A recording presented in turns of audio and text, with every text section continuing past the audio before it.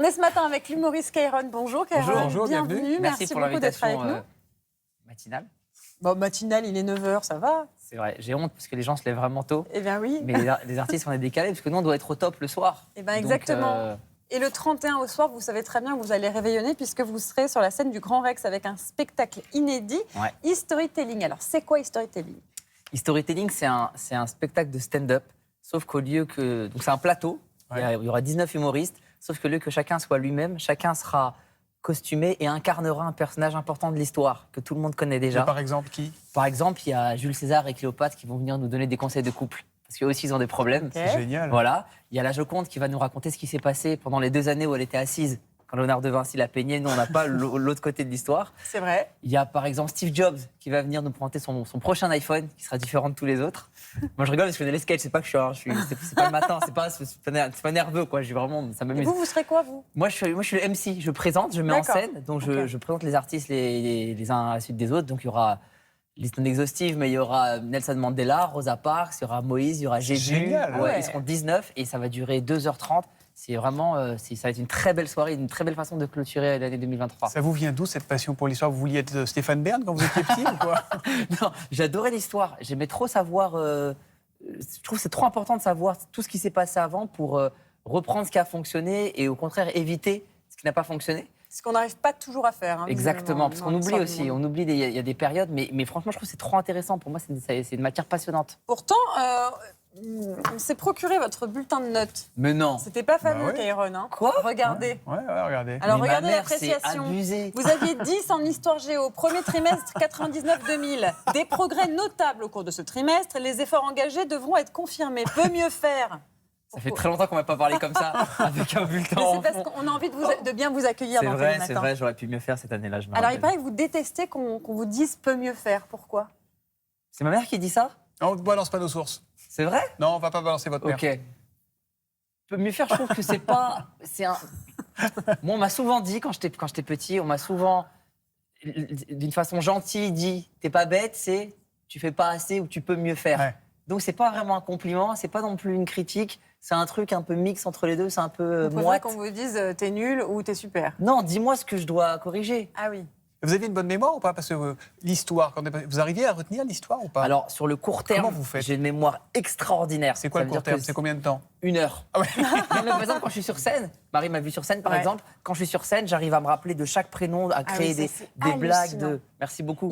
Juste, pardon, il parle à une personne au début du spectacle, à la fin du spectacle, il sait comment s'appelle cette personne et même l'âge et même l'origine de la personne. Oui, puis après, ça c'est juste avoir une mémoire, mais après, je l'inclus dans des blagues et tout, Oui, c'est etc. ça. Donc j'arrive sur scène, voilà. Mais 2 heures après le spectacle, si je croise cette personne dans le métro et qu'elle me dit bonjour, je lui dis oui, qu'est-ce que vous voulez en fait? Quel est le projet? Donc j'ai pas de mémoire sur le long terme. Ah oui, donc c'est compliqué. On va continuer avec l'élève Kairon, si vous voulez bien. Est-ce que c'est vrai que vous avez séché la plupart des épreuves du bac pour pouvoir monter sur scène? C'est une vraie histoire, ça ou Ouais, pas? c'est une vraie histoire. J'ai passé la philo, Ouais. c'était la première épreuve. Et ensuite, dès le lendemain, j'avais l'oral d'anglais. Et on m'avait dit que si on ratait une épreuve en présentiel, bah en fait, on avait 0 et un 0 était éliminatoire. Ouais. Et donc, ça a été le moment où j'ai dû faire un choix entre Ah. réellement ma passion ou le plan B, la sécurité, etc. Et mes parents étaient partis en vacances, donc j'en ai profité. Il devait être content au retour. Mais je leur ai pas dit. Ah. Ils l'ont su. Bien après, Je leur ai fait croire que je passais le rattrapage. vous Et avez commencé un ouais. mensonge Ouais. qui pouvait aller loin. Mais Ouais, justement, ouais. Mais je regrette pas au final. vous parlez de Nous votre non plus. maman. Non, C'est gentil. clair.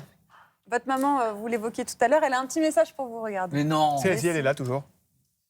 Coucou Kairon, on m'a réveillée pour t'envoyer un message. Mais moi je suis dans les cadeaux. Et du coup, je vais te parler des cadeaux. Et tu te souviens de ces livres de encyclopédie sur mythologie grecque, Grèce antique et tout ça que je t'avais offerte quand tu étais plus jeune? Ça t'a beaucoup marqué puisque ta vie en est impactée. Tu te nommes Kairon, ta société s'appelle Centaure, ton spectacle s'appelle Dragon, ton dernier film était Brutus contre César. Eh ben écoute mon fils, c'est facile de te demander qu'est-ce que tu veux comme cadeau de Noël cette année? Alors déjà, ce bureau de dictateur, il est incroyable. Avec votre portrait derrière, quand En même. fait, c'est tous les gens qui m'offrent des portraits de moi, ils sont trop gentils, mais du coup, moi, je veux pas les prendre chez moi. Donc, je les donne à ma mère, elle les met au bureau. Et je découvre en même temps, parce que j'y vais jamais moi du coup. Je pense qu'elle se surestime sur les cadeaux, parce que là, elle a eu un coup de peau, mais elle oublie de dire que pour mes 15 ans, ils m'ont offert un bol. Pour mes 16 ans, une brosse à dents électrique. Pour mes 17 ans, des cassettes vierges. C'est des vrais cadeaux que je vous donne. Hein. C'est pas, pour mes 18 ans, une tondeuse. J'ai eu les pires cadeaux de tous les... Voilà, il y a de la pitié un peu dans les yeux là. Non, j'ai eu les pires cadeaux de tous les temps, vraiment. J'ai eu des cadeaux complètement inutiles. Pourtant, vous n'êtes pas rancunier parce que vous travaillez en famille. Oui, votre maman, c'est votre productrice. Comment ça se passe? C'est ma grande fierté. Parce qu'ils m'ont dit, ils étaient très déçus quand justement j'ai pas passé mon bac. Ils ont longtemps cru que du coup, je serais un échec. Ils savaient que j'avais des capacités, mais que ce serait difficile. Quel plaisir pour moi de signer leur fiche de paie aujourd'hui. Vous savez pas à quel point c'est jubilatoire. Et là, du coup, vous allez retirer la prime de Noël ou pas avec votre Il n'y mère? a pas de prime, hein. Ils sont bénévoles. Ils sont pas encore, mais ils sont tous bénévoles. Vous êtes un humoriste très à l'aise avec l'improvisation, on l'a dit. C'est d'ailleurs un du cœur de vos spectacles. Qu'est-ce qui vous a donné envie d'improviser comme ça? Parce que c'est difficile de se dire, je vais faire un spectacle et je ne sais pas vraiment de quoi il va être fait ce soir. En fait, c'est l'ennui, c'est de ne pas vouloir vivre 2 fois la même soirée. J'adore être surpris. Et dès que quelque chose peut me sortir du texte de la soirée qui est prévu initialement, je vais y aller à fond.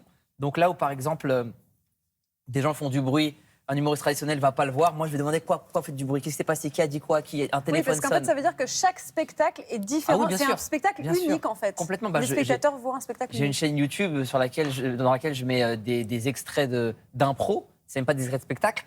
En quelques années, on a mis plus de 50 ou 60 heures de spectacle.